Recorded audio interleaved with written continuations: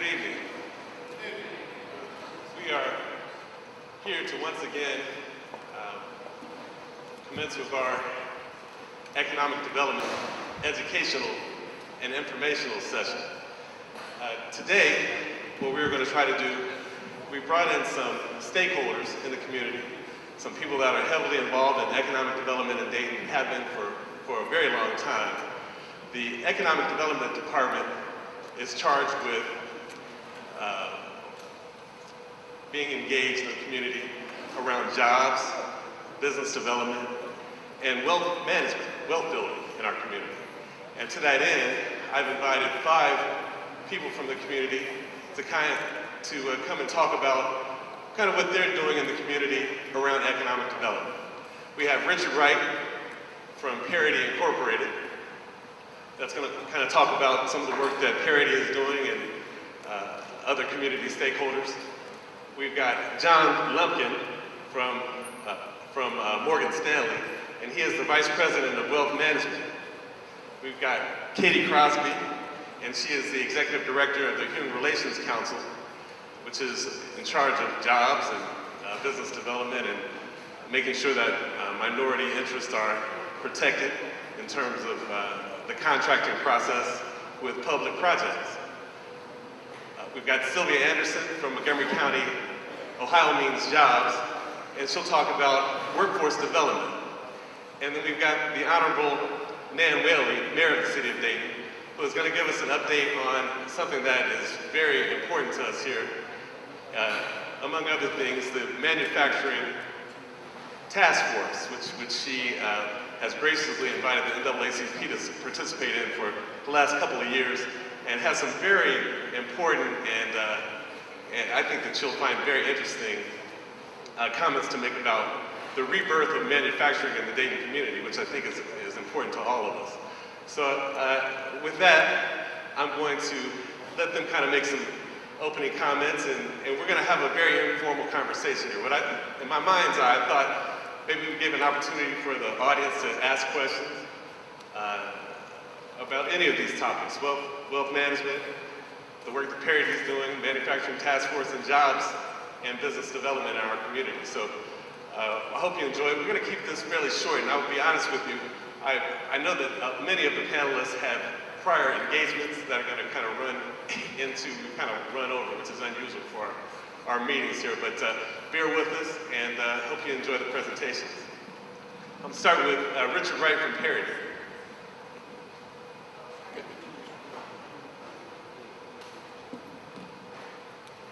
Good evening, and it's truly an honor to be here, especially sitting on a panel with such noted people as our mayor, fraternity brother. I'm going to do it anyway. Board member, past board member, Parity, and a young lady in the end. At any rate, it makes me feel proud that Chris has asked me to come this evening and share some information with you on Parity's Economic Development Program. Parity's Economic Development Program. I was really pleased to see the true diversity of economic development that's listed here on the panel. For indeed, economic development covers a very broad area. At Parity, we recognized that some years ago in 1996, really 89 when it was formed, really. It has always been one of the committees of Parity. It wasn't in 1993 that Parity actually embarked upon a very formal program. It didn't really come to fruition until about 1995-96, when we empowered a consultant named Sarah George, who surveyed the entire community and looked at Black economic activity, including jobs, businesses, et cetera, et cetera. And that study became the foundation of our economic development program. Don't have a lot of time, but I just graciously say this. Parity is an advocacy organization. Our mission is to advocate for the Black community. We do it in consensus with our community partners. The area of economic development, again, I repeat, is so broad, but yet it is so important to us. I'm going to quote a couple of statistics here, and I want you to take this home with you. By the way, I didn't bring any handouts because we are a volunteer organization and we operate on a pretty strict budget, but we're getting better. The unemployment rate, I'm focusing in on Dayton for a reason. For blacks, last census, updated 2012, 24.4% black unemployment. For whites, it's 13.2. That's 11-point difference. For the median income for blacks, $22,399. For whites, $35,080. The poverty rate, 36% for Dayton for blacks, 18.6 for whites. So just digest those numbers, and that will kind of give you a perspective of what parity is all about. We'll look at that differential and try to work with our community partners to reduce those numbers, make those numbers better. Economic development is a true challenge. I've only been director for 3 years at Parity now, and you might notice I've been around for a while. My hair's gray, my head is bald, and it's time for someone else to and run with the program. But to make that happen, we have to put something in place that's objective and doable. So we decided, in our advance 2013, that we would focus on community economic development. One only need to walk through the inner west and look at the degradation that we're experiencing, which obviously affects our whole economic system for blacks. That challenge is real. I asked the question of my board, executive committee, several times. What is the phoenix, the genesis of the Da Vinci Project? What is it for inner West? One might say is Wright Dunbar, and that's probably true. A lot of dollars have been invested in Wright Dunbar through the efforts of the city and a lot of more partners. But what if Wright Dunbar is truly the genesis, which is, is over in southeast Dayton, anchored by University of Dayton and Miami Valley Hospital. If you look at what's happening on Brown Street, all the way down to downtown, and how that whole community is being transformed. If you look at the Phoenix Project, one might argue that's less cost over that's Dayton View. And what's actually happening there, that's anchored by Good Samaritan Hospital. The most recent one is the Da Vinci Project, which is north. And that is anchored by Children's Medical. So we ask ourselves, where is the anchor for Wright Dunbar? There is no Miami Valley Hospital. There is no Good Samaritan. There is no children. The manufacturing base is gone. So we have to start looking at joining partnerships in the community to start making a difference and doing things. So that's our focus at Wright Dunbar at this point. We are focusing on community economic development. We did back in 1996, as you're aware of the program at the Chamber of Commerce with Belinda Stinson and Adrian Taylor, the Business Partnership Program. That's an outcome of something started by Perry back in 1996. Don't want to take any credit, but that particular program, and I wish Aiden was here, he could articulate it better than I can, but they have 28 minority businesses that are $500,000 or more in sales. The Solid Georgia study was done back in 1995-96. We identified in the manufacturing sector one minority, one black business. And 90% of the businesses that were identified were of service in nature, beauty shops, barber shops, etc. So if you look at the profile of what's actually happening with that program now, you can see the great progress that has been made. Long ways to go. So the bottom line is, at this point, Parity is very active. We have a very structured program. We're a 501c3 since 1993. We have 5 functioning committees now, economic development being one. We're looking at the disparities in the total community and how do we work with our partners and trying to make a difference. Many times it's done not so much quietly, but not a lot of fanfare, but having a network where you can go to the top and say, here's the problem, here's the data to prove it, let's work together and get it resolved. That happens so many times, it's never publicized. Maybe it shouldn't be, but quietly we're making a difference, and that's what matters. I will yield and I don't have much time, but anyway, I can talk about Parity forever. But I just want you to remember those statistics that I gave you. The unemployment rate, the median income rate, and of course, the income, the median income. Just look at those disparities and think about that.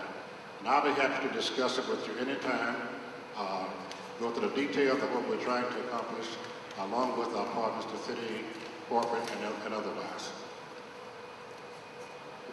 Thank you, Mr. Wright. Very important. I like the way that you laid out the situation, the economic development situation in Dayton. Parity has been a very big advocate for developing future leaders too. I mean, that's another huge part of what you all do at Parity. And you have to have leadership that will be able to take over in the future and kind of move the process forward. So I'm glad that you were able to come and kind of talk about some of those things, and we'll hopefully get to some of that later on. Mr. Lumpkin, I'd kind of like you to talk about your ideas on wealth management and the importance of that for our community, and you know, how that relates to this whole economic development model. Thank you, sir. Again, reiterating some of your comments. Thank you. I appreciate the opportunity to come and speak to you. I am John Lumpkin. I'm Vice President of Wealth Management at Morgan Stanley. We're an asset management firm.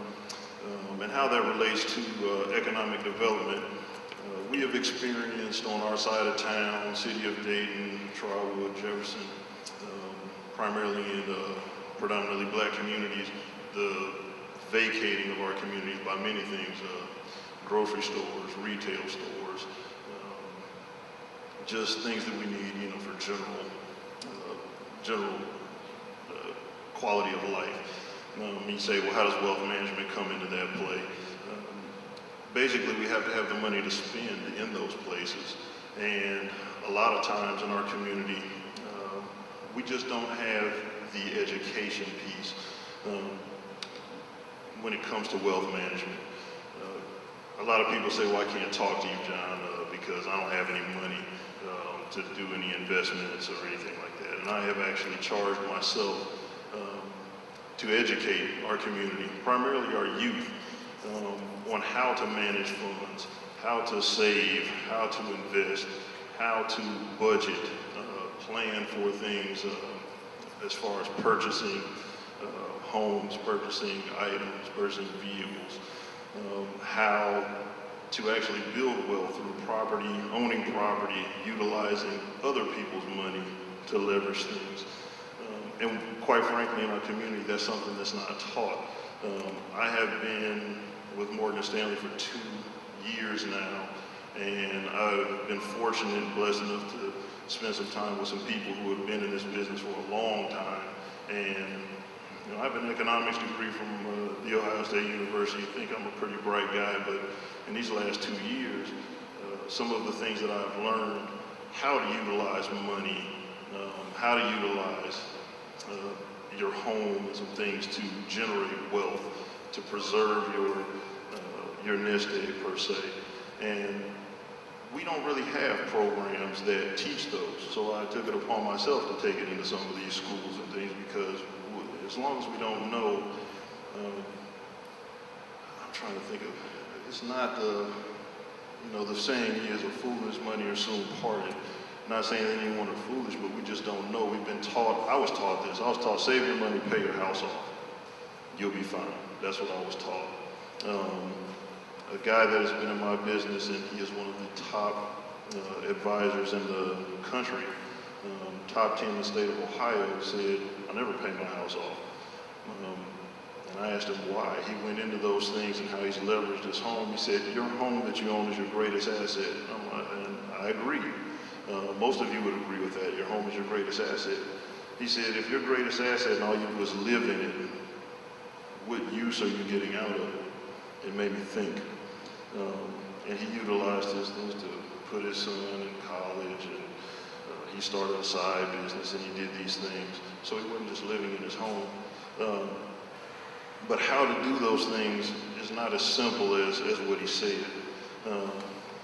So when you talk about how does this relate to economic development, and able to develop things, you have to actually have economic power to do something.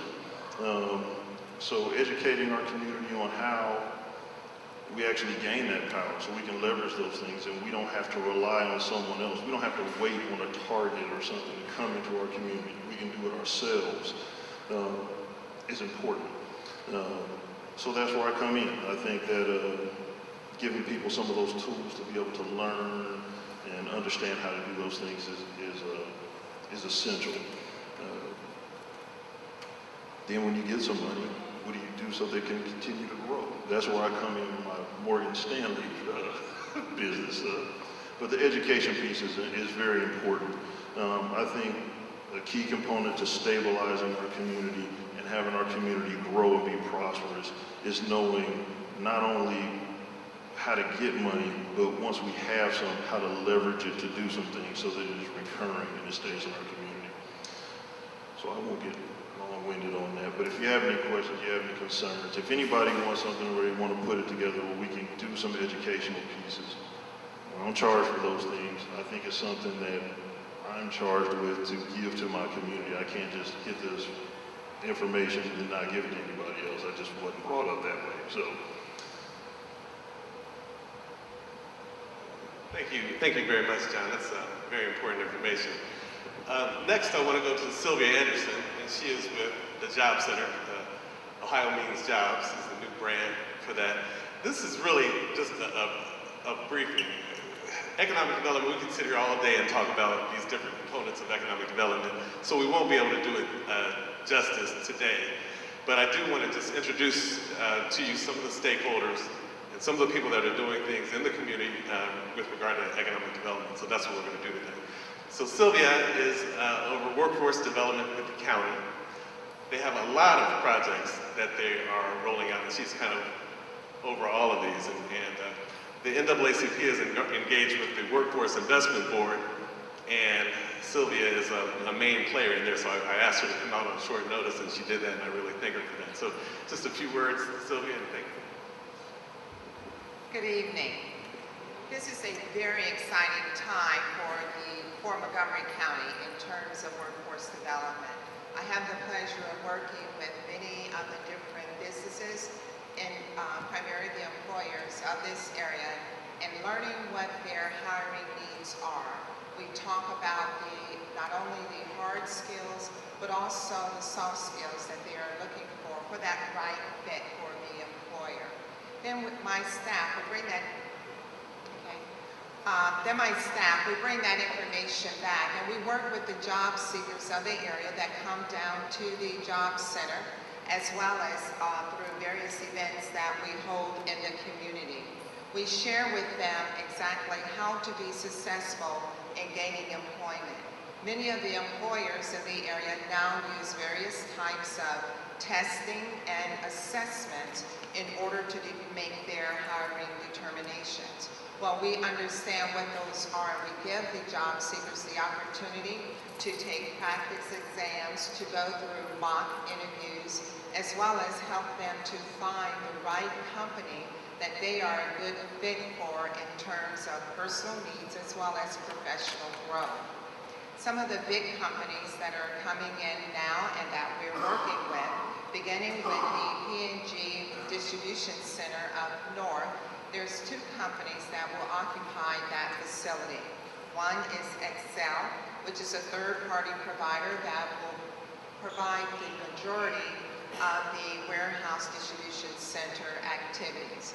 The second company is Quality Associates that will provide the special packing and manufacturing side of the business. Both of these companies will be occupying the facility this fall, and we will start our hiring operation with them. The goal for Excel is to have the first 100 hired and completely resolved by December 15th. In order to do that, they're going to come to the job center the beginning of November, and they're expecting us to provide them with at least 100, but naturally we will provide more so that they can make hiring decisions on that first 100 employees the beginning of November so they can take them through their hiring process. They will do additional hiring after the beginning of the year, but they want that first crew to be ready to go by January. Quality Associates will follow right behind them and have their initial staff in place by the end of February. Both of the companies will continue to grow and ramp up to about 650 employees each by the end of the calendar year of 15. We also have Fuyao, which many of you have been very excited about. Fuyao is occupying the Moraine GM plant, and they have already begun working with us to bring on their senior management staff. They will start hiring their mid-level staff September or October because these persons will go to China for formal training. The main force will be hired probably next year, March timeframe, for their initial operating capacity to be available by the beginning of June.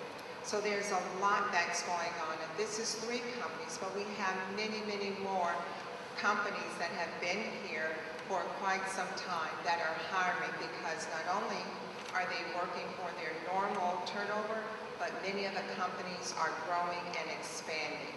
What we offer to job seekers are the opportunities to know what that is and to help them best prepare themselves to be successful during their interview and the hiring process.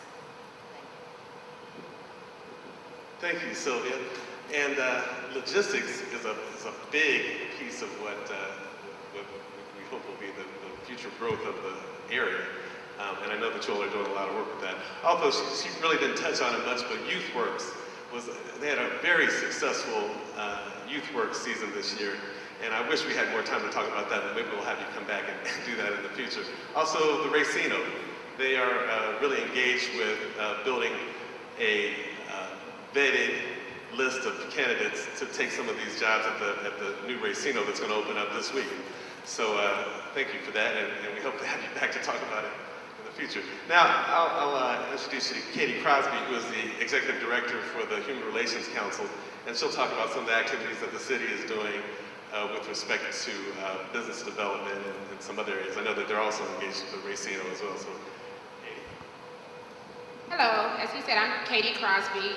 Part of the role of the Human Relations Council actually is two-part. The first is that we're responsible for enforcing the city's anti-discrimination ordinances. And then the second is really advancing the value of the city's diversity and inclusion goals. We do that in 3 ways. We do that through our civil rights investigations, we do that through business and technical assistance, and then we do that through our community relations programs. So I'm going to talk a little bit about business and technical assistance. There are some presentations in the bag up here. If you haven't received a copy of it, I'm going to just hit on the high notes. Part of our role is to certify small, disadvantaged businesses, minority-owned businesses, and women-owned businesses so that they can do business with the city of Dayton. In addition to that, we also certify companies to work with the Ohio Department of Transportation. We also certify in the HUD Section 3 program, which is a program that is designed to benefit low and very low income individuals. So we certify in all of these categories so that we can promote diversity and inclusion in our bidding process and in our procurement process. Right now in our procurement enhancement program, which is our minority, women-owned, and small business program, we have 200 companies certified. And in the presentation, it breaks down the categories in which these companies are certified. Another role that the Human Relations Council has is actually setting the diversity spend goals for the city of Dayton. So included in your presentation, you will see the construction goals, which for MBE it's 9%, for WBE 5%, for small business enterprises 15%, and for Dayton local business 8%. And then for our goods and services, the goal is 3% for minority business entrepreneurs, 2% for women-owned businesses, 7% for small businesses, and 5% for Dayton local small businesses. What's important to note about these goals is that these goals are based on our previous year performance. In order for us to have these programs, we have to have what is called a disparity study that shows that there has been discrimination in the community where companies have not been able to secure procurement opportunities. And that disparity study lasts for about 10 years, but it helps us to set goals in terms of our spend. Our aspirational goals are much higher than the goals that I stated for you, so we're really trying to work towards increasing those goals. But we can't do that unless we're successful with achieving the goals in the prior year. So when I talk about the MBE goal is 9%, the WBE goal is 5%, the SBE goal is 15%, our goal is to increase those numbers. And so in order to set that, we need more MBEs, we need more WBEs, we need more SBEs in various categories to get certified so that we can place goals on these projects and so that we can find opportunities for companies to do business with the city of Dayton. In addition to that, we have our Minority Business Assistance Center. The Minority Business Assistance Center is funded through the State of Ohio Development Services Agency, and the center provides free services to small businesses who need help with business startup, growth and expansion, business plan development. We also have a plan room for our construction companies. They can come and view plans for free. We have a construction specialist that helps with cost estimating, takeoffs, plan review. We also have a large-scale printer so that construction companies can print off plans at low cost so that they don't have to incur these costs in order to bid on projects. So we provide these services for free to help develop our companies. So it's very important that if you know of companies that may fit in any of our categories in terms of spend, to please encourage them to come to the Human Relations Council to get certified, to see our Minority Business Assistance Center so that we can help establish the business and provide free services to them. In addition to that, we are responsible for setting goals on projects. What that means is that if the city is going to have a construction project or a goods and services bid, that bid comes to us first, and we look at the trade areas and we determine whether or not we can set a goal on that project. The goal is based on the companies that are certified in various categories in our program. So the more companies that are certified in diverse categories, the more opportunities there are for us to set goals on projects. We're always looking for opportunities to set goals on projects because the city is very committed to our diversity and inclusion spend goals. In addition to that, we monitor the progress that companies are making to ensure that minority, women-owned, and small businesses are receiving a portion of the contract that was agreed upon when the contract is awarded. We have compliance monitoring. In addition to that, we have penalties, and we work with companies to make sure that if they're not satisfied with what is happening on the project, we try to help serve as a liaison between the prime contractor and the subcontractor to make sure that the project is a success, to make sure that those companies continue to work together in the future so that we can increase the capacity of our small businesses. And then last but not least, we also do worker utilization. So we support companies, we want to see companies that have diversity in terms of their workforce. So that would include female worker utilization as well as minority worker utilization. And as a matter of fact, the city requires that companies provide a copy of their workforce so that we can monitor and make sure that they're meeting our workforce goals. So anytime the city is going to spend money with a company that exceeds a certain dollar amount, they have to submit what is called an affirmative action assurance form to us, and we provide feedback as to whether or not those companies are meeting our goals in terms of minority and female worker utilization. If they're not, we provide recommendations on how they can recruit additional minority and female workers. So with that being said, you know, we have several different programs. We are working really, really hard to make sure that we have diversity and inclusion in our procurement processes, as well as our goods and services and construction program. We need your help to recruit more companies. We need your help to make sure that we're developing people to become small business owners, because that is the best way for us to make sure that we are developing companies so that they're strong economically, and so it helps to benefit our city and the services that we provide. So if you know anyone that has strong skills that could lead to small businesses, please encourage them to contact our office. And I think I left our contact information off of here, but they can contact us at 937-333-1403. Thank you, Kate, for that update. And last but not least, we have the Honorable Nan Whaley, Mayor of the City of Dayton, and she's going to talk about the manufacturing plan and some of the incredible work that she and we have been doing. Manufacturing in Dayton has now become a nationally recognized model for the rebirth of manufacturing in communities of our size and others. And she'll talk a little bit about that. Thank you, Chris. And I noticed the ladies sit on one side and the men sit on the other, right? Is that what we did? It's great to be here. Appreciate the opportunity, and I certainly appreciate all the great work that the people sitting at this table are doing. Before I get into manufacturing, I just want to also mention that Sylvia has been working pretty closely with Commissioner Williams, and Commissioner Williams is doing a Hire Dayton project. A lot of these jobs that are being grown are around I-70-75 corridor, and so the City Commission has a pretty high interest in making sure that our citizens are being looked at for those jobs and know about those opportunities. And so he has started a program called Hire Dayton to really make sure that we're telling our folks that live in the city the opportunities that they have as well, and make sure that they're aligned with the county-wide Ohio Means Jobs work. Chris sits on the manufacturing task force on behalf of the NAACP. We've had the task force in process since 2011. It has manufacturers that are business manufacturers, obviously, Sinclair Community College, the AFL-CIO, and really quite a diverse table. I think it's the only table that has so many different players coming together. The reason why we started the task force was we recognized in the heart of the recession, we heard a lot of conversation about manufacturing being dead. And as the recipient of the great work that my family received from those good wages of making things, I think that it's in the Midwest, and especially in Dayton, that we make things in Dayton. That's what we do. That's what's part of our DNA and our culture, and it's a big part of our gross domestic product. It's 18% of the GDP in this region even today, so it's still a big portion. And one of my concerns in 2011 was that if we turned our back on manufacturing and the needs of manufacturing, that we were losing a significant amount of dollars coming into our community.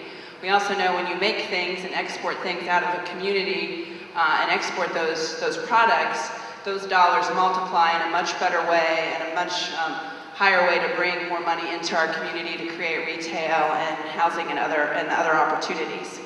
So the task force focuses on two areas: workforce development and advocacy. And so we have been working to really make sure that we change the message around manufacturing in our community and share how manufacturing has changed. As I like to tell people, it's not my father's factory. It requires a lot more skills and certification than it did 20 to 30 years ago.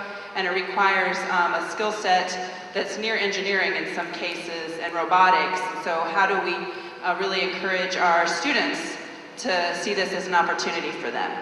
To that end, on the first Friday in October every year is called Manufacturing Day. This is a national effort for Manufacturing Day, where we partner with Dayton Public Schools to bring students to manufacturing sites so they can see what it's like today, which is very different than what you would normally think on manufacturers. Some real innovation and technology is happening in these facilities, and we want our students to be thinking of the opportunities that they can have on really creating things and making things that are good for not only our community but for the country and the world. Dayton has the largest manufacturing day in the country, so much so that last year the U.S. Department of Commerce called and said, what's going on in Dayton? Why is so much happening here? And so I think a lot of it has to do with our partnerships with the Dayton Regional Manufacturers Association and the table that we've created at the city. Also, on October 22nd, the whole month of October is Manufacturing Month, and so just trying to raise awareness. On October 22nd, we have at the Dayton Expo, there is the Manufacturing Expo up near the airport. And we have a session where Jay Williams, who is the former mayor of Youngstown, but is now the undersecretary for the Department of Commerce, will be our speaker there on October 22nd. And we're at 4 o'clock. You are all invited. I know that Chris will push it out to all the members. It's a free event, but again, trying to change the conversation around manufacturing in our community and how there's opportunities for growth in manufacturing specifically. Finally, next year, we've looked at ways on the workforce side. We've done work with Sinclair to really ask questions of our manufacturers on what kind of employees they need and what kind of skill set they need. And so we do work with that in partnership with Sinclair Community College. And then also we're developing a summer camp next year where our kids in partnership with Recreation and Youth Services can really make things on a summer camp effort. And we're hoping to partner with some folks like Boonshoft and others to really create a manufacturing camp because we know the future of Dayton and the future of our country is centered around making things. And that we have to export high quality goods that require significant skill for us to be able to grow the economy. Now, the important part of this, I think, is the overall conversation about what's going on with income inequality. We know that just 2 weeks ago, I was on a task force with Mayor de Blasio from New York City, and we know that pre-recession to post-recession, Americans have lost 23% of the wage that they had pre-recession. And that's because the job force has really changed from more healthcare sector, the logistics, which we're really happy to have, but it's a less dollar wage than pre-recession. $93 billion in lost wages in this country because of that. So it's really key for us to grow our workforce and make sure that we have the kind of workforce and talent in this community, and that's why we work hard on City of Learners, which is for another day, but work on our workforce and education to make sure that we can attract the kind of jobs that will pay a high dollar and keep those jobs here in Dayton. That's why the task force is so important, and that's why I really appreciate the NAACP being a part of it from the beginning. Thanks. Thank you very much, Mayor. And I do want to just stress, thanks to the mayor's efforts, she really stressed that Dayton Public Schools needed to be involved in this process of manufacturing. These are good jobs, high-tech jobs. It's not, like she said, it's not your parents' manufacturing anymore. And it's really important to get the youth involved. Not all of our children are going to go to college, and there have to be opportunities for those that decide not to. These are very good paying jobs, and I hope that all this works out. Having said that, it's 7:30. I do want to thank our panelists for being here today. We want to try to give you all an opportunity to ask questions and have a conversation, but I have to be honest, I did promise some of them, and some of the panelists did have prior commitments. So, to the extent that they can stay, they will, but if not, it's not a reflection on them, it is a reflection on me. We just kind of ran out of time. But if you have a few minutes and you can stay, we appreciate that. If not, then we certainly understand that. So if anyone has any questions, if you could come up to the mic that we have set up, you can certainly ask them as time permits. Okay, thank you, Mr. Chairman. Dear forward president of the Dayton unit, NAACP. First I want to acknowledge, I failed to acknowledge State Representative Fred Strayhorn, who's here with us today. So can we show State Representative Fred Strayhorn some appreciation for coming out today?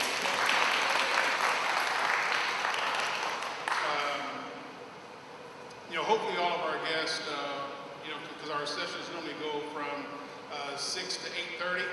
As we go from 6:30 to 8:30. Well, I did, to be honest, I said 7:15, so Okay. that is on me. So Okay. I have to say that. All right. So, okay. All right. Okay, you have to blame me for that. All right. I have two items here.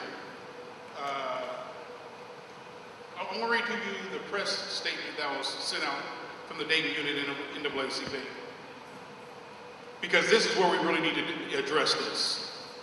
This says, the Dayton unit NAACP is highly concerned about the lack of employment opportunities to include city, county, and state highway construction jobs. Small business development to include retail outlets, restaurants, and service facilities. And the lack of franchise businesses, which are so prevalent in other areas of the region. We look forward to hearing the great thing these leaders are accomplishing from an economic development standpoint in Dayton proper. We hear the Dayton region all the time. We're not concerned about the Dayton region in this particular setting. This particular setting is speaking in reference to Dayton proper. And along with that email, and I'll pass these pictures out.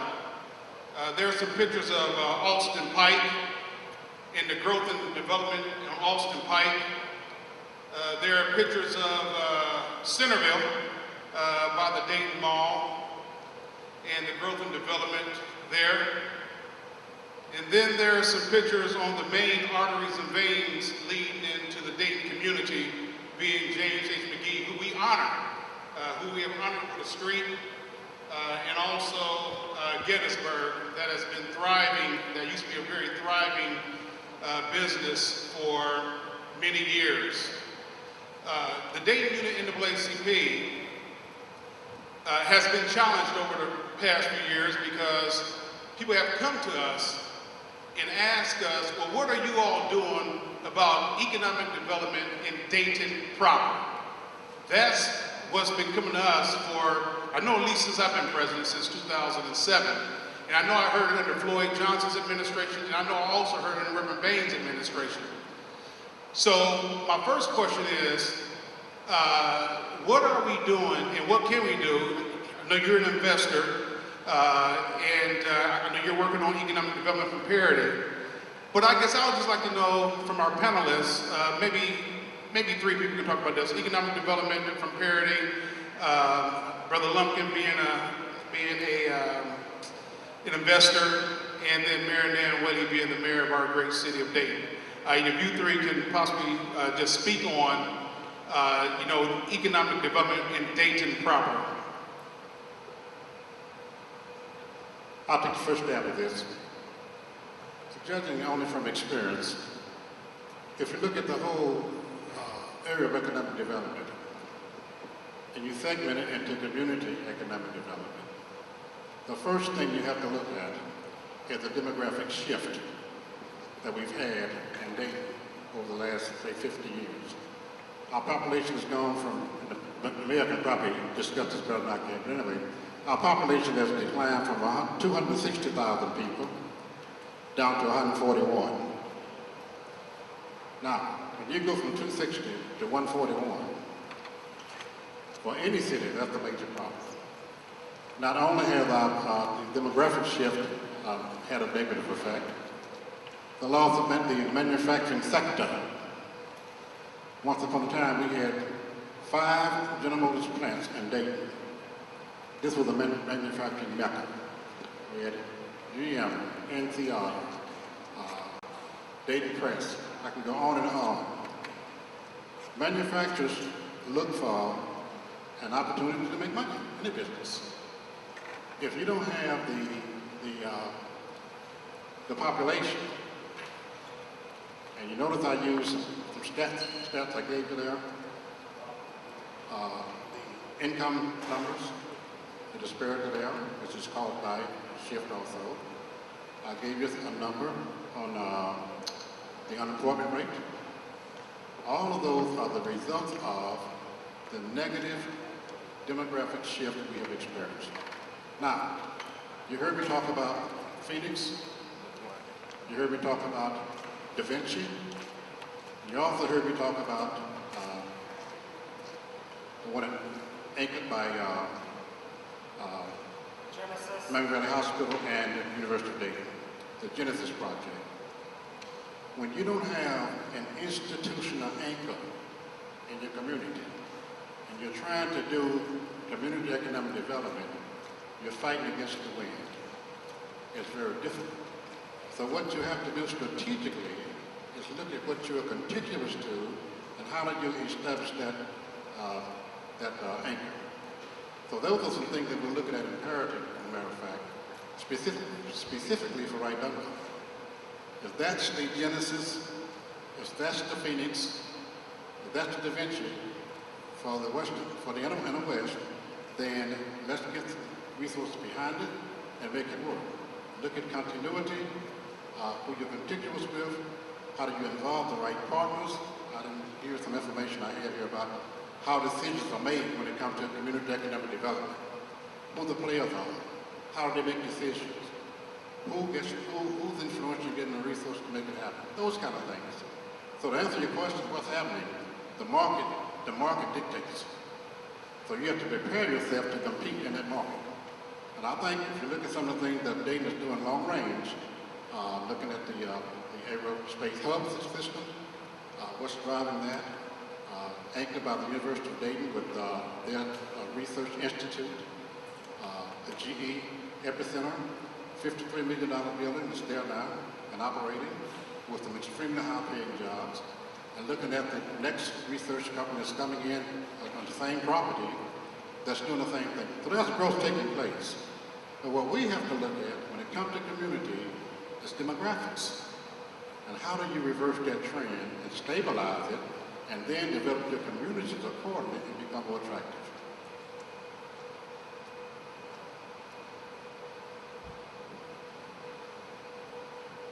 To address a couple of things that you said in there, in regards to economic development in the city proper. Too many times I think we treat the symptom. Those are symptoms. We have people leaving the city. We have poverty. We have a high concentration of poverty. We have some of those things. But we do have infrastructure. We do have very affordable land. We do have some open spaces still in the city of Dayton. But one thing that we never do address is the fact that we have to start to teach not a culture of escape from the city. Many of us who have had the opportunities to leave the city have left it for no other reason sometimes than, well, I've been in the city all my life, I want to try something different. We have to create things within the city to keep people in the city. We have to have places to build homes like what they have in Centerville. We have to have places, we have to maintain our school system. We have to address those things to where we have good schools, we have a good housing stock, and we eliminate the embedded, it's almost cultural, because even my friends, I built my house in the city, and a lot of my friends are like, you're crazy. Well, I don't want to be a part of another community. I built my house where I wanted to make an impact. But I am in the overwhelming minority of people, and we have to change that culture. The city does not automatically mean bad. And I think that we, in too many times, we highlight things that are negative and not the positives that are going on. The other thing is we have some tremendous resources in the city, and we don't leverage them. Like you were just saying, we have some large employment centers. Some of the things that pop up around Austin Pike, I mean, that was just open farmland that somebody built something on. But we have Premier Health Partners who they spent millions of dollars in the city. Right now we have the VA, which is on the west side. It's on the west side in the city proper, which they're about to throw millions of dollars into that. It's next to infrastructure. We have to develop and we have to improve those areas around those things that have those employment anchors, because we're starting to see a population of cities across this country. things happen in the Midwest a little bit slow, but people like to live close to where they work. But they want to live in nice communities. When they have children, they want to have good school systems, and we have to start to highlight those things in our community. Until we stop focusing on, well, this is bad, this is bad, this is bad, because if we say it's bad and we live here, people who don't live here, that's all they hear. So we have to start to emphasize those things that are positive in our community. We have to build on those things that are positive in our community. And we have to change that mentality of escape. We don't have to escape the city. The city is not a place, you're not trapped here. And I think a lot of times we as Daytonians, not all of us, but some of us, they feel as if they're trapped in the city, and we're not. So I would challenge everyone in this room that you champion those positive things. Those things that you see in your community that are positive, call the newspaper about those things. If you see a business, like we had a business in Northwest Plaza, Roses popped up, support businesses in your community. The Kroger on Gettysburg, I'll share a brief story. The Kroger on Gettysburg closed. Kroger did not want to close that store, but what they did was, you're living there, let me tell you what happened before they closed it. They did a survey of the area, and I know because my uncle lived right there on Decker, right there by it, and they did a survey within a mile of the store. In that survey, the majority of the people in the neighborhood said they'll never shop at that Kroger. They go to Meyer in Inglewood. That was their #1 store of choice. So not only did they not shop at that Kroger, they drove past the Kroger on Siegenthaler and drove to Meyer all the way in Inglewood. So as a business, when Kroger sees that, if the people in the neighborhood overwhelmingly, I mean it's not close, overwhelmingly say they won't shop at these places, why would they stay? So we actually have to take some of our own responsibility, and we have to support our things that are in our neighborhood. I mean, we have to consciously be wise in where we spend our dollars. Why do you think they ask everywhere? And I'm in the financial world, so why do you think they ask what your zip code is? Why do you think they ask, oh, hey, what's your zip code? Oh, what's your telephone number? Telephone number's not so much anymore because all the cell numbers. So, not saying that that's all the problem, but that is something that we can change. We can change what we call and what we champion in our own communities. We can make a choice as to where we spend our dollars. Dollars talk way more than what we could ever march, what we could ever complain about. So if I were to, in my business, when I see things, that is always the answer. Sometimes we think that the answer has to do with raise, and sometimes it does. I'm not blind to that fact. But a lot of times, just bottom dollar. And if it don't make dollars, it don't make sense. That's not just a rap song. That's reality. So I want to make one more point before we move to the next one here, if y'all don't mind. I keep harping on community economic development. I'm just going to give you one category of something that happened, and we knew it was going to happen. If you're familiar with Austin Landing down in Ramsburg, by the Dayton Mall, do you know how long that project was in development? Probably 25 years. Do you know what drove the development? The political system. How engaged are we in the political system? When the statement is made that Miamisburg will become the new downtown. And that's exactly what's happening. And all the statements, I have to help me out on this one, okay? The Joint Economic Development Program initially was for townships cooperating with municipalities. How in the world do we get a business district to collaborate with a township for a jail? Now these are terms that, we know what happened, okay? That's because of the political system. So ask ourselves, how engaged are we in this whole system? If we're not engaged in protecting ourselves and being able to look to the future, then we are on worth anything.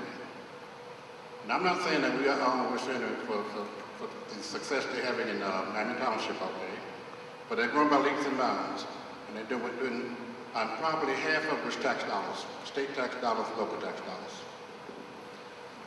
Keep the mic there.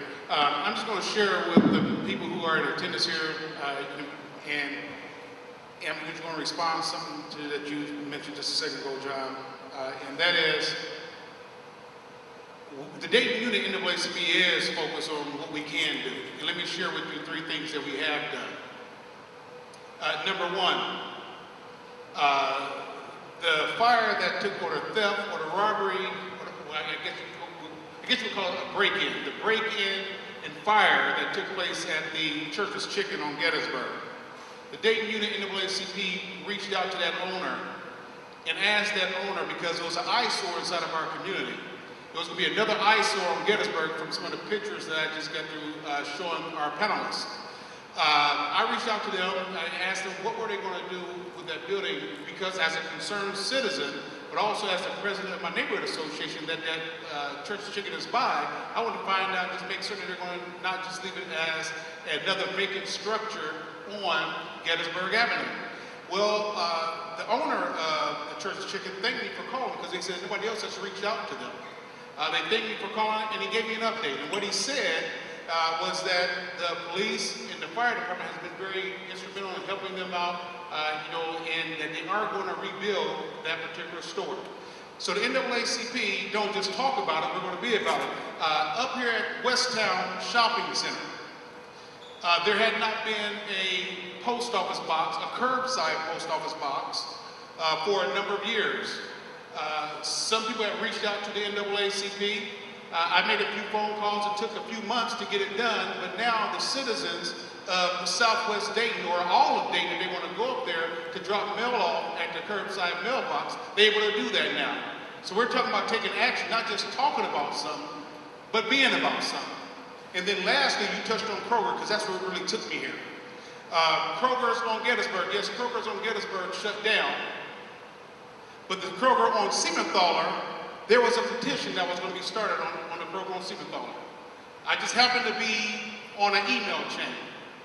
As your president, and I'm proud to be your president of the Dayton NAACP, as your president, when I saw that email, I immediately sent an email back to the sender of that email and asked that individual, please do not start a petition drive. I had already gotten word that Target was going to close. Well, no, not Target, that Cubs was going to close. I'd already gotten word that the Cubs was going to close. So, as your president, I said, please don't do that. So, we started having a series of meetings, me and the sender, as well as maybe about 4 or 5 other people on that email chain, because there was hundreds of people that this petition went out to. While the customers did have some good concerns, they had some legitimate concerns, but then I said, let me do this as your president. Let me set up a meeting with the Kroger leadership team and maybe about 5 of your coalition partners. We sat down at the Dayton unit office down here at 1528 West 3rd Street. We sat at the table of brotherhood, at the table of negotiations with Kroger's leader. I'm talking about their vice president of Kroger's. I'm talking about their district manager who operates this area. I'm talking about their community relations manager who's over the whole Kroger. We sat down at our office along with several of the community members. And at that point in time, Kroger shared some concerns. We had about 2 other meetings after that, but at the end of the day, the result was Kroger invested over $1 million in that facility on Siementhaler. But that's a direct action of the NAACP, not going in to agitate, but going in to negotiate something for the citizens inside of our community. And we're just looking for other people, other leaders, to exercise leadership to do the same. Before they step up, that is what I'm talking about as far as things that, see, you're telling us that that's something that should be in our newspaper. That's something that's positive that we should champion, and not when something goes wrong. And I applaud you for that, and that's exactly what I was talking about. I'm sorry, go ahead, sir. Thank you. I'm from Marlon Aldridge. I'm the president and CEO of Black Man's Think Tank. our mission is to develop and support industry between black organizations and professionals. I see two problems, and I'd like your answers in terms of solutions and overcoming these two problems. We heard many goals from the city standpoint and from many community organizations. We heard many initiatives and goals. The problem as I see it is this. Those jobs, those companies that have the potential to create jobs need to have leaders that are able to grow those businesses. And so the first problem is this. Our best and our brightest spend their time working for mainstream organizations, large corporate enterprises. Our best and our brightest are being solicited to work in those companies. So that's one issue, because if they're being recruited by the largest corporations, what we have left in our community is a deficit of leadership that will be able to lead and provide proper vision for those companies. So that's the first problem. How do we overcome that brain drain? The second problem is this. The businesses that are existing or left behind in our communities, they're not growth oriented, they don't have the proper visioning, and quite frankly, they don't want to employ any folks. They have this mindset of self-employment and not true entrepreneurship, which is the number one, take risk and put people to work for you to make profits. There's two questions. How do we overcome those particular issues? The brain drain and the lack of proper visioning and skill sets in the community to be able to turn our communities around. I don't profess to have all the answers, but I do know this. I'm going to get a bit philosophical here, okay? I knew in 1905, there was an educator by the name of Booker T. Washington. There was another educator by the name of, what's his name? W.E.B. Du Bois. There was a debate in Atlanta, Georgia, on the process by which we went to the table to get justice. Booker T said, well, if you bring some money to the table, they'll talk to you. If you don't, they say you got your hand out. So get some money and bring it to the table. And I guess to economic development, how do we get the money, okay? Money talks. W.E.B. was an outstanding educator. First black graduate of Harvard University. Agitate, agitate, agitate. Get our justice now. The time wasn't right for that. But the time was right to bring some money to the table. Did we? And even in getting the money now, discrimination, racism has been around since time immemorial. And guess what? We won't see it in our lifetimes. But we have to get smart with it. We are not risk takers. Now, I shouldn't say we. Most of us are not risk takers. It takes someone willing to take risks to go in business. And someone with the entrepreneurial skills, they don't have them, go get them to go in business. Someone that's willing to fight the first 3 years, which on average you're going to fail. 60% going to fail in the first 3 years. So are we risk takers? Typically we're not. There's a reason for that. I think we're getting better. Do we have generational wealth? No, we do not. We're getting better. There's a reason for that. So if you trace your history and look at what we have been up against for the last 400 years, you'll see. But my thing is, we are educated. We are riding on the backs of a Martin Luther King and many, many more. And what is this generation doing with it? Are we risk takers? Do we know how to invest?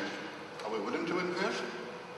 These are the kind of questions that you have to ask yourself when you're trying to solve economic problems. You can't do it by yourself, but you can make a difference. and I'm going to say this not defensively, okay, but I didn't talk about parity a lot. I need to say this about parity, okay?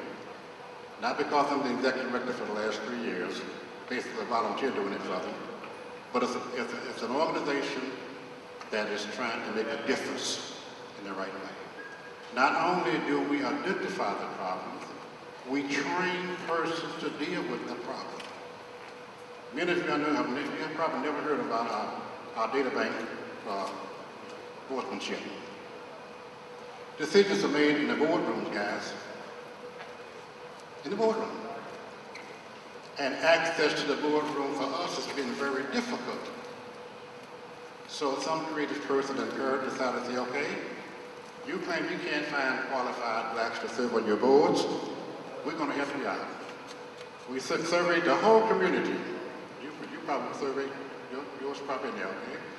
Took all the resumes, ran them to a data bank, created a data bank. Now, what skill sets, Mr. Board, do you need? You identify those skill sets, you run that through the system, and those persons that had those skills on their resume, names pop up. Now, you can't find qualified blacks? There's 3 or 4 that meet the requirements you gave me. Now interview them. As a result of that, 28 community leaders, I call them, have been placed on corporate boards. Now, you just don't go to a board to be a person of color. You go to represent. This is how you deal with discrimination in the new era. There's going to always be time to be a place to carry signs and protest. But we got to be involved in decision making. And that's how it's done. So I plead to you, get involved. When I hear a young man as bright as he is, and the determination that he has, the desire that he has, take advantage of what's available. And individuals try to make a difference.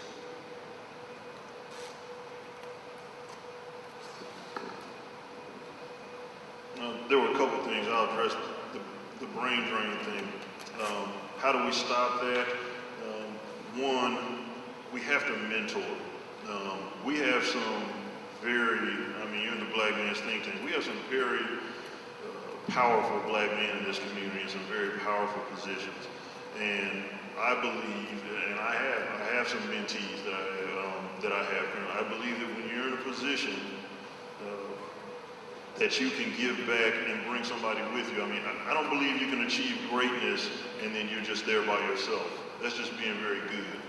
We have to start to teach that in order to be great, and I make a lot of sports analogies. I'm a former, professional athlete, so, good players make plays. Same way in the business world. Great players make everybody else around them better. And we have to start teaching that to our leaders.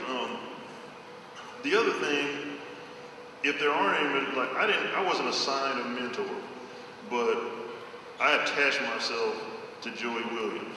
Unbeknownst to him, a long time ago, I was in banking. When I came back here and I was out of football, I sought him out and hung out around him, and I just listened to him and learned some things from him. And over this past decade or two, we become friends, and he was a mentor of mine.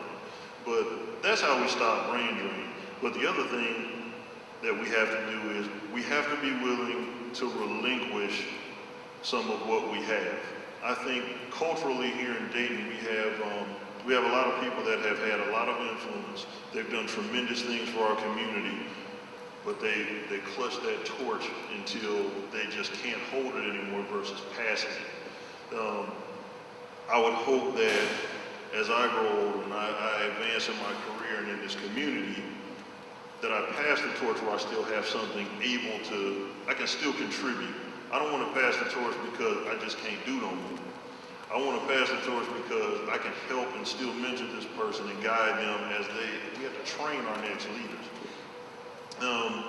The other thing that you were talking about as far as entrepreneurship, we actually have to teach that entrepreneurship is not, I open this place and I'm paid today. There's a misconception that when you start a business, you get paid right now. most businesses, you don't make any money for your first 3 to 5 years. If you go into a business not knowing that, you will fail. And too many times, and I see this with my clients, I see it with friends, they're like, okay, first, everybody in here knows somebody wants to start a restaurant. I have clients know, I'm gonna start a restaurant, it'll be great, it'll be this. And I just run the straight numbers to them. I was like, hey, before we do that, I got this investment that you can make some money on. But we're not gonna make money for 5 years. And there's probably a 96, 97% chance that you're gonna lose all your money. And they're like, that's crazy, I ain't doing that. And I said, well, there's your restaurant. When you put it to people like that and understand, like, if you start a business, those first 3 years, you have to put all that money back into that business. You're gonna make a little bit, but you gotta put it back into that business. The other thing that we have to teach, and I'm gonna say this, and some people won't agree, but we've gotta teach in our community how to run a business and treat people and service them how they want to be serviced. Too many times, we go into a place, and I mean, this just happened to me a couple of days ago. I'm supporting a local establishment, you know, black-owned establishment. They're rude to me. Now, me, I just feel like it is my social responsibility to try to help this place make it. So I'm going to continue to support it. But everyone in here has been to a place where you've been treated less than what you would like, and you haven't been back. So we have to actually teach those things. When we're running a business, we're already behind, especially in the black community, because people expect us to be rude. They expect us to not be professional. They expect these things. That's just, unfortunately, a stereotype that's been put out there. So we have to teach, we have to exceed that expectation from the very beginning.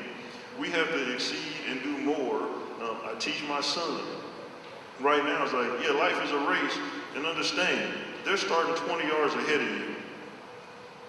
That ain't fair. No, it's not. But we have to start to teach that. That way, when we go into an establishment, somebody has started one. We've already started way high. And it's like, man, they really exceeded my expectations. Is that fair? No.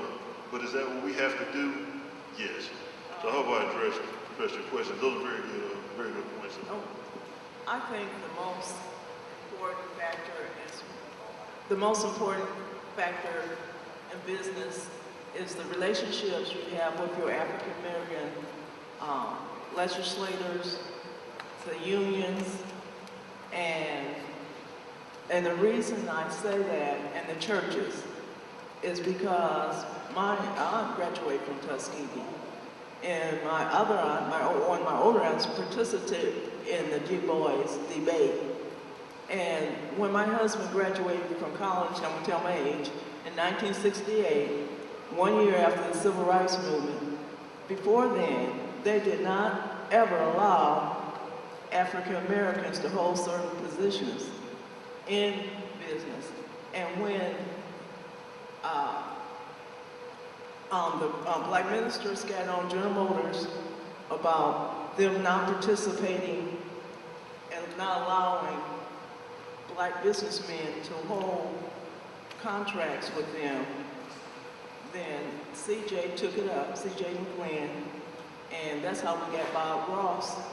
So I think civil rights is crucial in this matter because my aunt is a graduate of Tuskegee. My other aunt graduated from Alabama State, and my grandmother had a business, and my aunt has a town named after her. It's called Davisville, Alabama.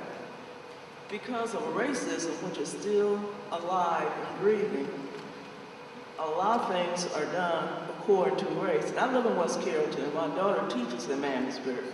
And a lot of things they do just to move away from black people, just to keep them out of the loop. And if it wasn't for the Civil Rights Act, they would do 10 times more. And when we do get information concerning black minority business, or let's say minority, they got Asian, Hispanic, and everybody else in here, but we get it from our legislators or somebody who knows the system. But my uncle graduated from Grambling in 1930, and he never could work in business. My other uncle graduated from Tuskegee before me, because Tuskegee is the older university.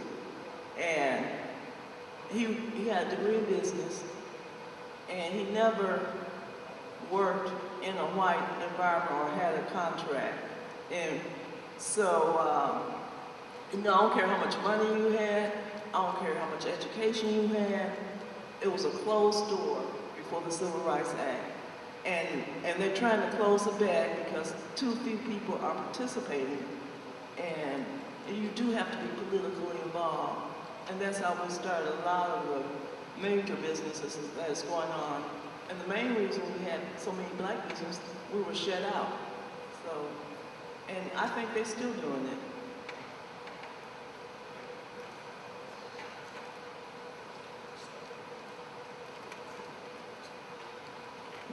I have some pretty concrete suggestions as far as business is concerned. If we could attract a solar industry right here in Dayton, where we have the manufacturing capacity to do it, that would open up jobs for our children who are graduating, who don't go on to college. It would also help the environment, but whatever industry it was that we attract, this model of having China come in and set up the factory is not a good idea for Dayton or any other city, because it is just well, if you look at what's happened in third world countries, you will see when companies that are foreign come in and they set up the factories, they take the profits outside the country. That is not something that we need. We can do that here. If we got grants, or if we got the city to push having solar panels on most of the roofs in Dayton, then not only would it benefit us as people, because we wouldn't be paying for electrical energy that we're paying Vectren and those other folks for, because once we got this done, if Dayton made a commitment to do that as a city, then the benefits would be for everybody. And for those of you who look at things, look at Germany. Germany is the most cloudy country in all of Europe, and yet they have committed themselves to solar power to the point that they have not built 6 nuclear power plants that they had intended to build. They don't need them anymore. We could do something like that in Dayton. We could become the leader and provide jobs for others. If we could get the city to get behind this push, we might be able to do this. And the last thing I want to say, though, is in order to even get this done, we need for our schools to be functional. And we as an organization, and I'm talking about the NAACP, we are on the wrong side of this school-to-prison pipeline issue.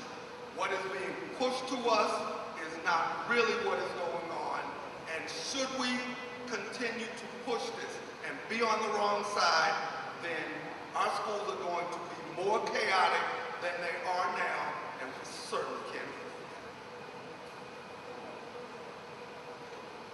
Thank you.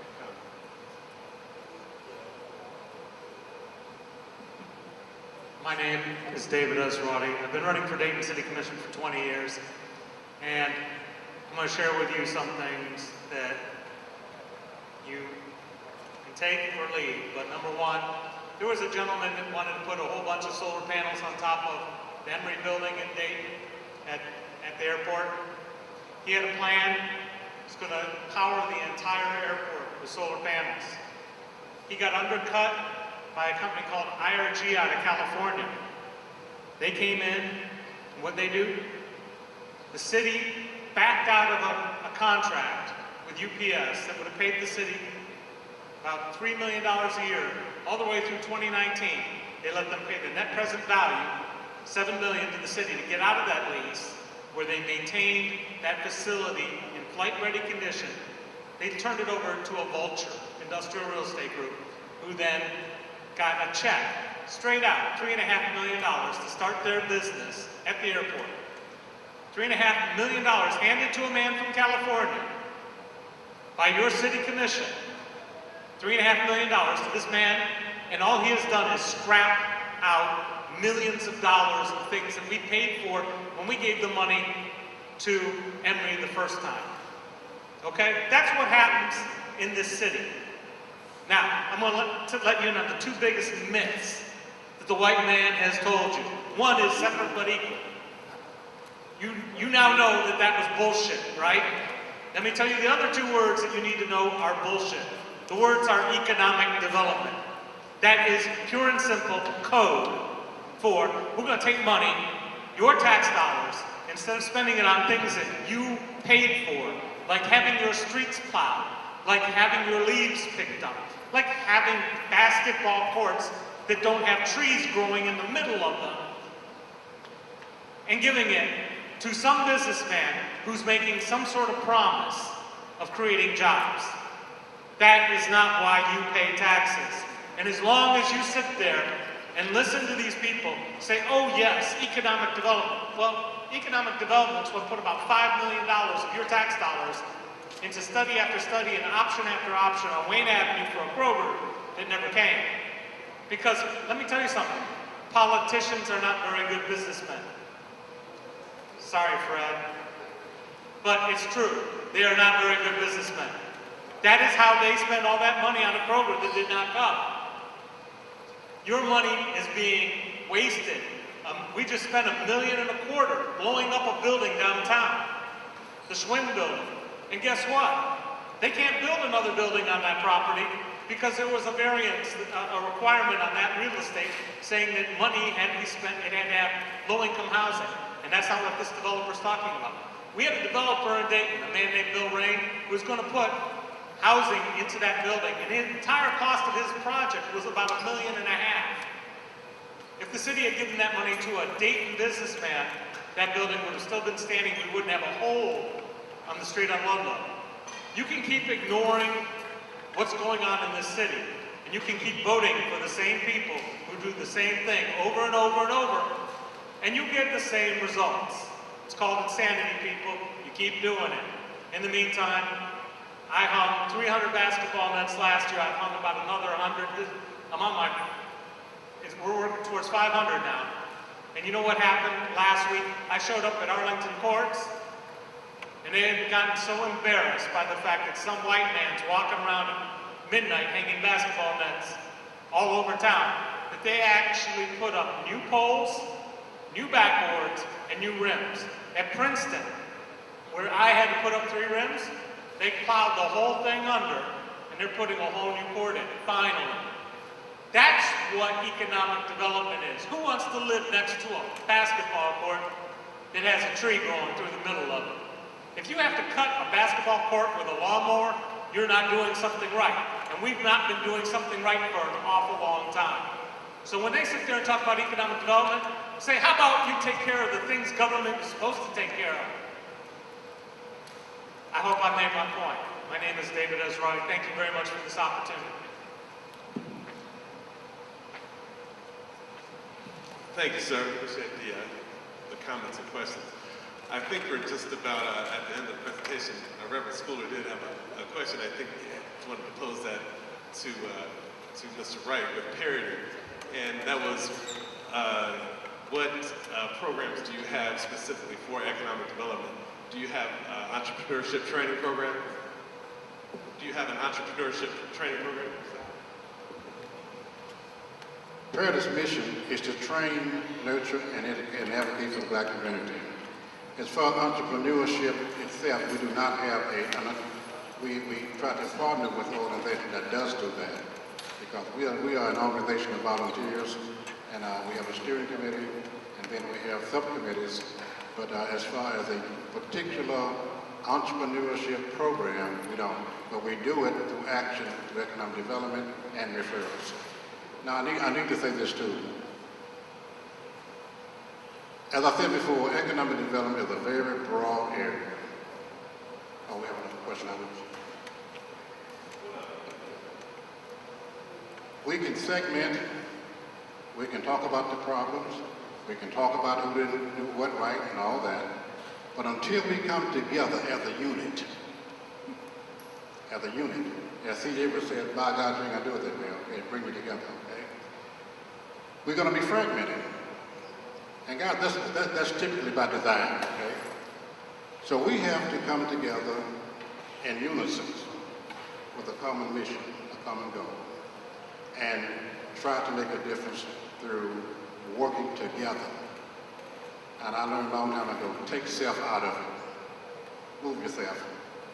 We pray for the community and work together in unison with everyone to solve problems and do it in a Christian way. I will be brief. Mr. Wright, my question is for you. You spoke about the Genesis Project, the Da Vinci Project, the Wyoming Project. Where is the project for Inner West Dayton? I think you heard me say that you would think it's Wright Dunbar, though it's not branded as a Genesis or that. It's called Wright Dunbar Incorporated. That's the business section. Now the Wright Dunbar housing section also. The business section is what we're working diligently with now and trying to create that business corridor and having some difficulty doing it because it was very challenging, to put it that way. Making a lot of progress, but it takes time. So if you want to say, as I said, tried to say in my opening, if you want to say Wright Dunbar is the Genesis or the Da Vinci or the Phoenix for Inner West, then let's treat it that way. That's what I was saying. I want to ask you about the 2020 Vision Project. The city commissioned a company to study Inner West Dayton, and they came up with a recommendation.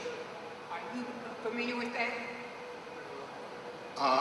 You're going back in a little bit in memory with about 20 years, but I served on one of those committees for 2020, way back when. Matter of fact, it was the Community Development Committee that I served on. But the 2020 changed to 2010. There's been a lot of fragmenting of that plan over the years. And you have to get close to it to understand what's going on and how it's been implemented. But the 2020 plan was 20 years ago, and it became 2010 and some other things. And the model they're operating out of now, I'm not a city employee, so I can't articulate it well, so I sit on the plan board. But I do know from the time that the 2020 plan was consummated, and again, you look at the demographic shift that has taken place in the western quadrant, well, through the city, period, okay? But more so in the western quadrant than for the city at large. Cities lost from 260 down to 141. In the western quadrant, it's down to 26,000 now versus 56, I believe it was before. So you look at those demographics, you can see the challenge that we have. From the report that appeared in the Dayton Daily News in July of 2013, that company recommended that we clear out in the West Dayton, that there were so many vacant lots, abandoned housing, tax delinquent properties. They said just clear it out. The company seemed to be divided. Some wanted to clear out the whole area. Others wanted to isolate certain parts of it to keep. And they seemed to be split on that, and so they never came to any resolution on it. But if that's what they're going to do, why not use some of the money that they have for demolition, and buy up properties that are good, so that these people won't be left with nothing? I wish the mayor was there. It seems to me it's a plain probably neglect to let it go down as far as it can, get as much property as they can for tax delinquencies and foreclosures, and the rest of the people are just who kept up their properties that just left there. Yeah. Anytime there's the demographic shift as fast as it happened in Dayton, you're going to have that situation. We have, I'm not speaking authoritatively, I'm not a commissioner, I'm not the mayor, but I do sit on a couple of boards for the city. I do know that we have properties that are owned by individuals who have, left the property and let it go. And there's a long process that you have to go through to try to get that person to clean this property up. So you're fighting those things. So the demolition program, which I think is a good program, by the way, using federal dollars to demolish properties, clean it up, raise it out, and hold for future use. My question has been, and will be to the city, what's the future use? And there's planning going on for West. All the planning district have activity going on. I just talked about 3 of them, 4 of them really. Da Vinci, remember I said that? I talked about Genesis and what's happening over at Mammoth Hospital and University of Dayton. Look at Brown Street over there now, what it was and what it is. See, I don't want to talk about that. Those programs are there and going. I want to talk about inner West Dayton where there's nothing going on except a recommendation to clear it out. Let me just say this, okay? And I'm speaking for the city. I shouldn't be. I'm not a city employee, okay? Not the mayor. No, but I do need to say this, though. We have to become more involved and share information. We have good ideas. City Commission meets once a week, once every week. There are various committees that the priority board persons sit on. The communication model that we have in place sometimes just doesn't work. Now I ask the question, why doesn't it work? But now, as far as to answer your question for Inner West, there's a lot going on. You're not seeing the results yet, but there's some things going on. Thank you for that question. This is the last question. Thank you, Al. I'm Reverend Morris A. Godwin, Senior Pastor here in Dayton. My question, first of all, a lot of good information has been shared here today, but I'm concerned that we're just really dealing with cosmetics. We haven't really talked about any solutions. One of the problems I want to talk about or find answers and solutions to is the decision-making process that's being made on developing West Dayton. Case in point, and you may have already talked about this before in your meetings in the NAACP. We might see that having restaurants is a bad investment, but can you explain why we got to have 4, maybe more than that, general dollar stores, family dollar stores on one strip on this side of Dayton, and we can get no other development? How do we hold people accountable making those kind of decisions? Secondly, who's policing the employment of our contractors? I know I'm preaching to the choir here, but when I'm stuck in traffic on 75, I don't see many people, if any, of color working those jobs. Who's policing it? How do we hold them accountable? Somebody's benefiting, but it's not the citizens.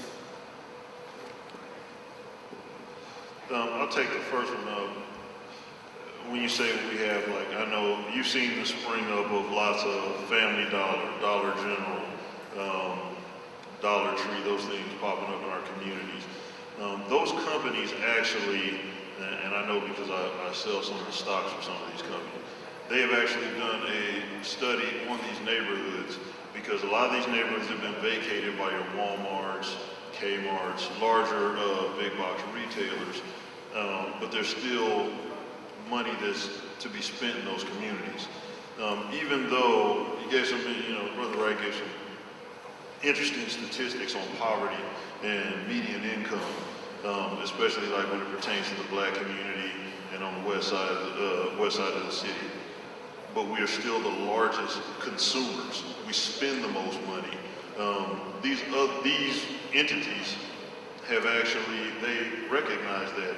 And that's why if you were to look at the metrics of how money is being spent and how some of these companies are making money, you'll see a decreasing profit line for the Walmarts and Targets of the world. But if you look at Dollar General, it's soaring because they see that people spend money in these places and they're addressing the direct need. Now, I believe that there's an oversaturation of them, and we're not seeing that, we're not seeing the ramifications of that now, but we will down the road. But it's something where a large corporation has seen where a store, for every Walmart, and I'm not talking about super Walmart, but the neighborhood centers or whatever, like the one that used to be on Salem Avenue, that they moved up into Inglewood. It was in Trotwood, then it moved up to Inglewood to the Super Center. For every one of those Walmarts, you can put 4 to 5 Family Dollar or Dollar General stores, and you can put it in the neighborhood surrounding where that building was. If you take a look at where all these places were, and I'll just use that one, that's not Dayton proper, but where that Walmart closed, there's a Family Dollar in front of it now. There's a Dollar General on the other side of it. A little bit farther down, there's another Family Dollar, and then if you go a little bit farther to the west on what is Free Pike, or it changes the Main Street of Trotwood, there's another Dollar General, because those companies have done their research, and they know, like, okay, this store closed, we can put 5 of these here, we can still be profitable, and we can snatch, we can just peel off the bottom. I think to be responsible of those things, like, we have to address and not accept some of the conditions of some of the stores. And I'll give you an example, personal example. There's a Family Dollar. I live right by the Northwest Plaza. So I go into the Family Dollar. The floor had not been done. The floor was filthy. So I went in twice and I was like, somebody needs to buzz this floor.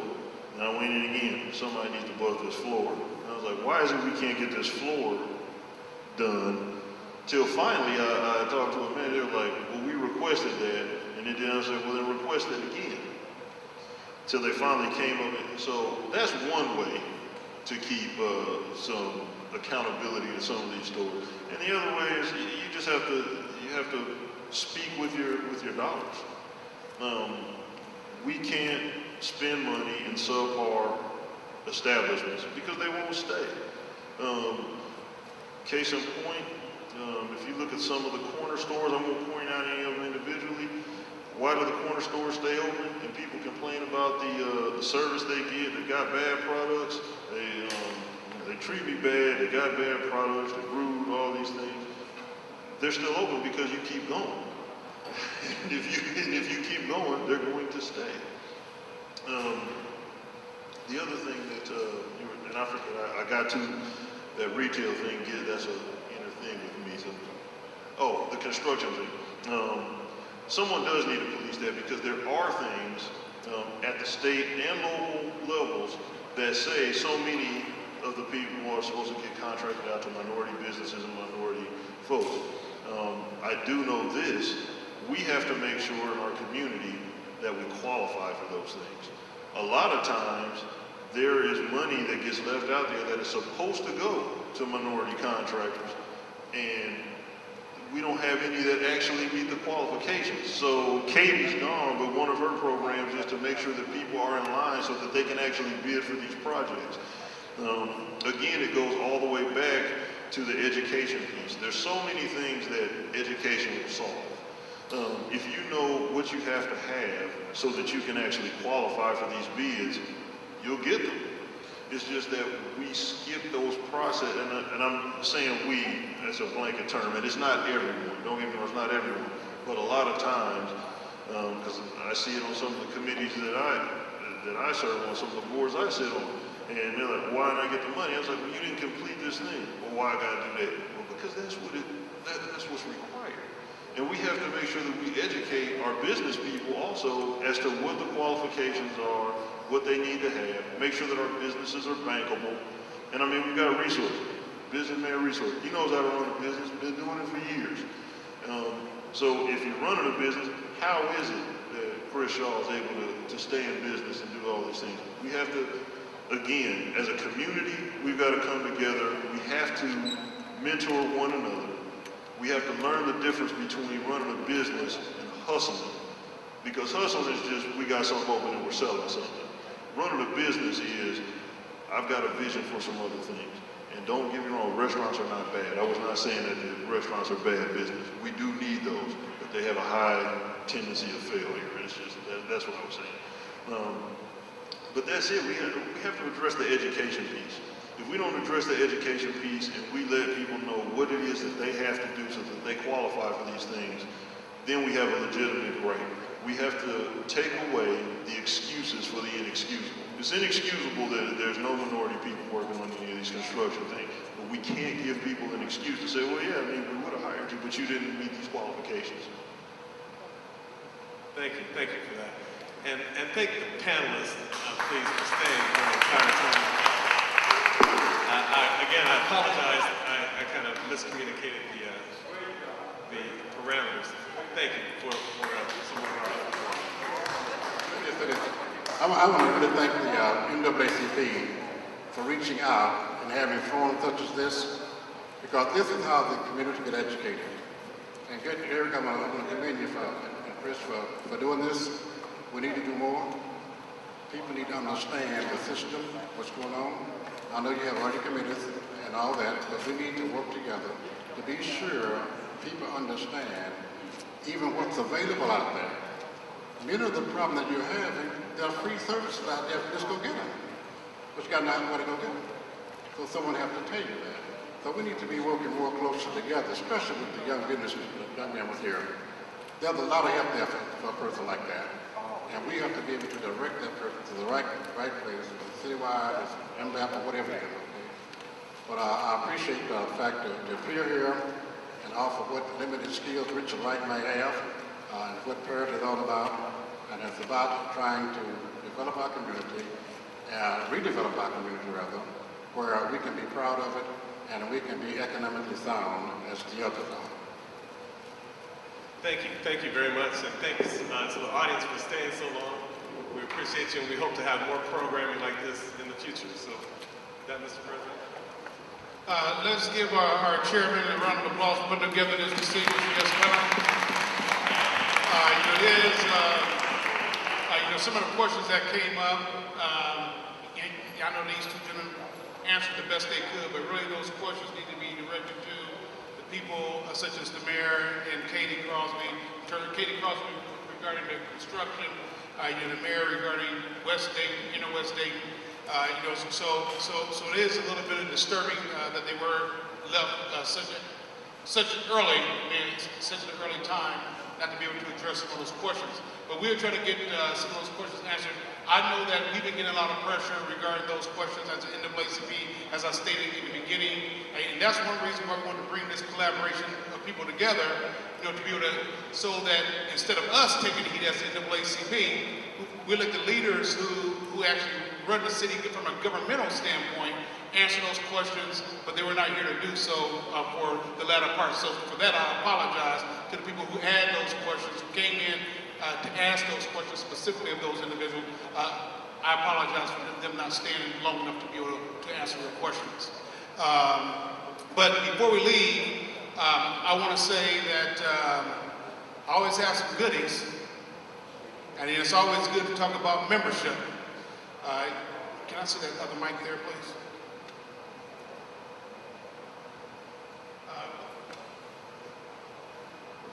Testing? Okay. We have what you call a membership 100, and we have two people in here that done such a great job last year in selling memberships that they're going to get an award tonight. So the first person, Whaley Jr., can you come up, please? And this is for selling more than $1,000 in memberships in the year 2013. So we will crown Brother Terrell with his nice blue and gold medallion.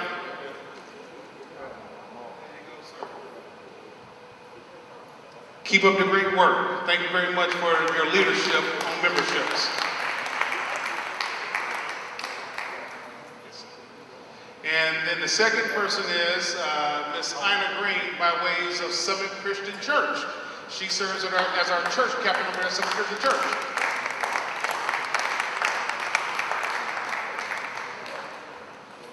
And you all can get one of these medallions too. All you gotta do is sell $1,000 worth of memberships.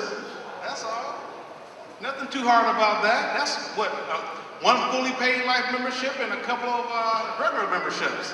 So, so Ms. Ina Green, thank you for your leadership over at Summit Christian Church, and we certainly appreciate your continued support of the Dayton Unit NAACP. You have been a jewel to us, and just keep up the great work. Thank you.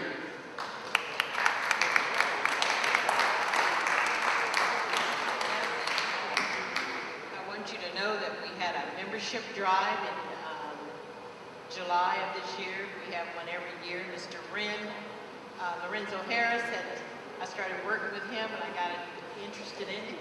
And already this year, we've already raised over $500 worth of membership. So we're on our way for another 1,000. All right. Thank you very much, Ms. Grant. Thank you very much. So with that, we're going to call the Dayton Unit NAACP Lumpkin Community Meeting to a close. Thank you. We'll see you next month when we're going to have Canada's Night. I think it's on September the 22nd, 2014. Whatever the fourth Monday of September is, right in this room. Thank you. Good evening.